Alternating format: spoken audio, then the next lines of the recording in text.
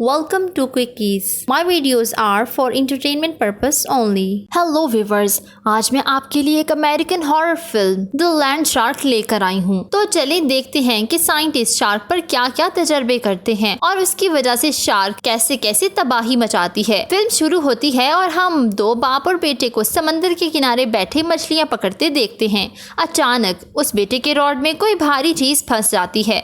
उन्हें लगता है कि शायद ये कोई बहुत ही बड़ी फिश है।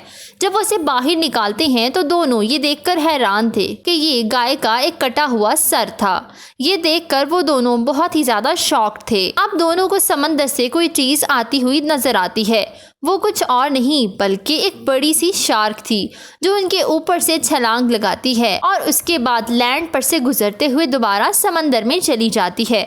इसे देखकर वो दोनों और भी ज्यादा हैरान हो जाते हैं कि एक शार्क अर्थ पर आखिर कैसे चल सकती है। अब हमें 3 दिन पहले का सीन दिखाया जाता है और हमें इसके पीछे की स्टोरी पता चलती है। हमें पता चलता है कि पानी के अंदर एक लैब बनाई गई थी जहाँ कुछ साइंटिस्ट एक ऑनर के ऑर्डर पर काम कर रहे थे। वो उन्हें बताता है कि हम कैंसर की मेडिसिन बना रहे हैं और एक ऐसी मेडिसिन भी बनाएंगे जिससे ये मटेरियल हमें बार बार मिलता रहे। वो ये सब कुछ अपने इन्वेस्टर्स को बता रहा था। उनमें से एक इन्वेस्टर कहता है कि ये तो बहुत बड़ा नुकसान होगा, लेकिन हेड साइंटिस्ट को अपने ऊपर पूरा यकीन था कि वो एक्सपेरिमेंट से शार्क को कंट्रोल कर लेंगे और उससे एक अच्छी सी मेडिसिन बनाएंगे। अब हमें एक लड़का एंथन दिखाया जाता है जिसे शार्क के बारे में काफी सारी इंफॉर्मेशन थी। वो एक सोफे पर आराम से लेटा हुआ था। उन लोगों ने इसको लैब में इसलिए रखा हुआ था क्योंकि इसे शार्क के बारे में इंफॉर्मेशन थी और ये उसे कंट्रोल करने में इनकी हेल्प कर सकता था।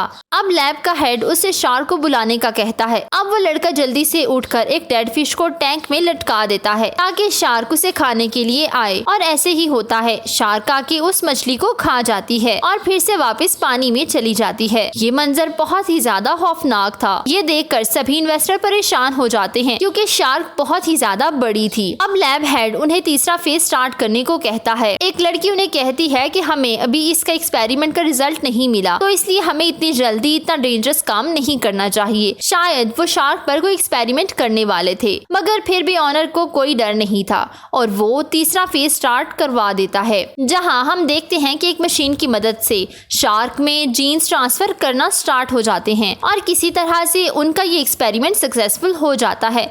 सब बहुत ही खुश थे, लेकिन तभी शार्क में कुछ अजीब चेंजेस आने लगती हैं। वो लड़की ग्लास के पास खड़ी होती है। शार्क उसके पास आने लगती है। जब वो देखती है तो वो वहाँ से चली जाती है। लैब ऑनर की बेटी को वहाँ से पिक करने को कहता है। एक दूसरा डॉक्टर जो कॉल पर किसी से बात कर रहा था, अचानक इमरजेंसी अलार्म बजता है और डॉक्टर सबको इकट्ठा करने का कहता है, लेकिन शार्क का हेल्थ इंडिकेटर ड्रॉप होने लगता है। तभी वो लड़की जो वहाँ काम करती थी वो अपनी मशीन से शार्क को चेक करती है तो उसे पता चलता है कि शार्क का दिल बिल्कुल ख़त्म होने वाला था और वो लोग समझते हैं कि शायद शार्क की डेथ हो गई है, लेकिन वो शार्क टैंक में आके एक डॉक्टर को जिंदा निगल लेती है।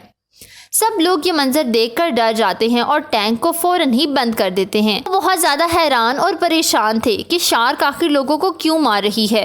इतने में वो लड़का आ जाता है जो शार्क के बारे में बहुत इन्फॉर्मेशन रखता था।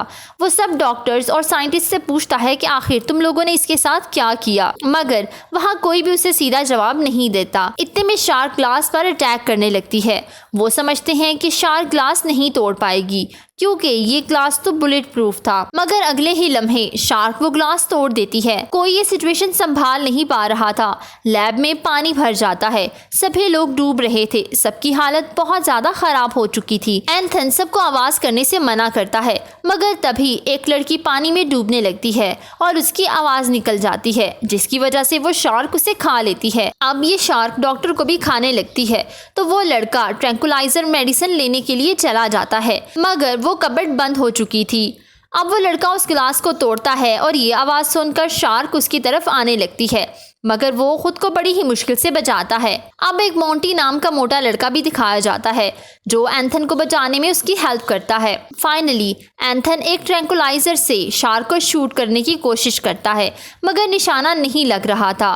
वो शार्क उस मोटे लड़के पर अटैक करने ही लगती है, तो एंथन फौरन से ट्रैंकुलाइजर उसमें लगा देता है, जिसकी वजह से वो बेहोश हो जाती है। अब सब लोगों को कुछ टाइम मिल जाता है ताकि वो यहाँ से जल्द अज जल्द भाग सकें। सभी बहुत डरे हुए थे कि पानी में अभी भी शार्क मौजूद है और वो किसी भी वक्त होश में आ सकती है। मगर कोई और हल भी नहीं था। वो लोग तैर के दरवाजे के पास आते हैं। तभी उनमें से एक लड़की की बाजू से खून आने लगता है और उस खून की स्मेल से शार्क को होश आ जाता है। अब वो उस लड़की को निगल जाती है। एक डॉक्टर अपनी जान को बचाने के लिए दूसरे आदमी को शार्क के आगे डाल देता है। अब दिखाया जाता है कि सब दरवाजे पानी की वजह से लॉक्ड थे। अब उन्हें वेंटिलेशन के जरिए निकलने का आइडिया आता है और एक एक करके सभी बाहर निकल आते हैं। वो समझते हैं कि शायद खतरा टल गया है, मगर तभी उनकी नजर जमीन पर पड़ती है। किसी चीज ने जमीन को अजीब तरह से फाड़ा हुआ था। अब वो समझ जाते हैं कि वो शार्क अभी भी जिंदा है, खतरा अभी भी बाकी है। लैब ऑनर की सेक्रेटरी को दिखाया जाता है जिसका नाम सियान था। उससे अपनी डॉटर की याद आती है जो लैब ऑनर ले गया था। उसकी बेटी पार्क में खेल रही थी। तभी शार्क आती है और उसके ऊपर से जंप करती है। ये देखकर वो डर जाती है और खुद को बचाने की कोशिश करती है, लेकिन शार्क उसका पीछा नहीं छोड़ती। फाइनली एंथन आके उसे बचा लेता है और सियान के साथ भागने लगता है। एंथन सभी को वहां से भागने का कहता है। सब लोग शार्क को जमीन पर देखकर हैरान थे कि आखिर ये जमीन पर कैसे चल पा रही है। अब एंथन सबको छुपा के खुद शार्क के आगे भागता है और जब शार्क एंथन पर अटैक करती है तो वो एक जगह पर लटक जाता है, जिसकी वजह से शार्क पानी में चली जाती है। अब सियान और मोंटी उसे आकर बचाते हैं। सभी लोग एक जगह आराम से बैठे होते हैं। एंथन दोबारा पूछता है कि बताओ तुम लोगों ने इस शार्क के साथ क्या किया है। अब सियान उसे एक्सपेरिमेंट के बारे में बताती है।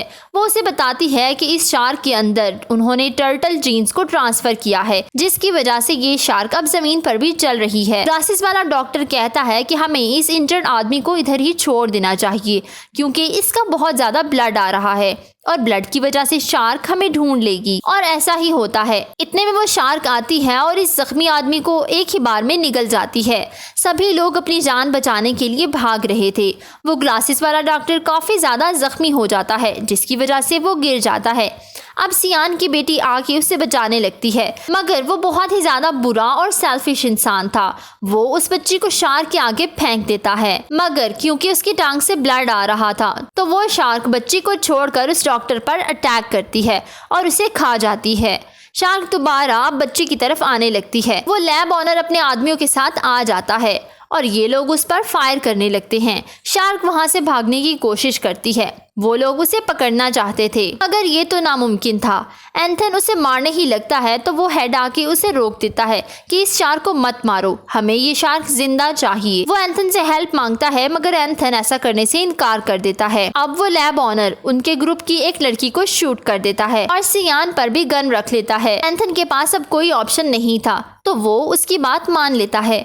सब लोग एक कश्ती में बैठकर उसे ढूंढने चले जाते हैं, जहां उन्हें पता चलता है कि उसने तो बहुत सारे लोगों को मार दिया है और वो सिटी में जा चुकी है। सियान उसे ट्रेस करने की कोशिश करती है, मगर शार्क तो सिटी में थी और वहां पर बहुत सारे लोगों को मार रही थी। अब वो सिटी में एक छोटी बच्ची को मारने ही लगती है तो सियान सिग्नल वेव्स को ऑन कर देती है। इस पर शार्क छोटी बच्ची को छोड़कर उन सिग्नल्स की तरफ जाने लगती है। दूसरी तरफ हम मोंटी और एंथन को देखते हैं जो शार्क को फंसाने की कोशिश कर रहे थे। सियान अभी उन्हें मना ही करती है कि वो शार्क उनकी बोट को खींच के जमीन पर ले आती है और एंथन भी वहां से गिर जाता है। सियान जो अभी भी बोट में थी वो बेहोश हो जाती है। वो शार्क बोट को एक गार में ले जाती है। जब सियान को होश आता है तो वो खुद को एक गार में पाती है। अब वो शार्क को सिग्नल वेव भेजने लगती है, मगर तभी उसे पता चलता है कि शार्क तो बिल्कुल उसके पीछे खड़ी है। मगर लकीली वहां वो लैब ऑनर और उसके आदमी आ जाते हैं और वो शार्क पर फायर करने लगते हैं। वो उसे हाई वोल्टेज करंट लगाते हैं, जिसकी वजह से शार्क बेहोश हो जाती है। लैब ऑनर ये देखकर बहुत खुश होता है और वो उसे टच करने लगता है। वो अपना एक्सपेरिमेंट कामयाब होने पर बहुत ज्यादा खुश था। एंथन और सियान वहां से जाने लगते हैं, मगर लैब ऑनर उन्हें मना करता है। वो उन्हें कहता है कि मैं नहीं चाहता इसके बारे में किसी को भी पता चले। मैं एक बायो वेपन बनाना चाहता था और फाइनली मैं इसमें कामयाब हो गया हूँ। अब वो इन दोनों को मारने ही लगता है कि वो शार्क होश में आ जाती है और अगले ही लम्हे उस लैब ऑनर को खा जाती है। सब लोग ये देखकर अपनी जान बचाने के लिए भागते हैं, मगर वो शार्क सभी को मार देती है। दूसरी तरफ एंथन उस शार्क को मारने का प्लान बना रहा था। एंथन सियान से वो डिवाइस ले लेता है और भागने लगता है। वो लोग शार्क में रेडियो एक्टिव फिट करना चाहते थे, मगर शार्क बहुत ज्यादा ऊंचाई पर थी। वो एंथन को खाने ही वाली होती है कि माउंटी एक मरी हुई फिश हवा में उछालता है, तो एंथन उसके मुंह में बहुत सारे रेडियो एक्टिव डाल देता है, जिसकी वजह से शार्क में ब्लास्ट होते हैं और फाइनली शार्क मर जाती है। सियान और माउंटी को एंथन नजर नहीं आ रहा था, तो वो दोनों ही रोने लगते हैं। उन्हें लगता है कि एंथन मर चुका है, मगर तभी एंथन उनके पीछे खड़ा था। दोनों उसे जिंदा देखकर बहुत ज्यादा हैरान हो जाते हैं और फिर खुशी से सियान एंथन को हग करती है। मूवी के लास्ट सीन में हमें एक बेबी शार्क दिखाई जाती है, जिसे उस लैंड शार्क ने बर्थ दिया था, और इसके साथ ही मूवी का एंड हो जाता है। Please don't forget to subscribe, follow my social handles. Thank you for watching.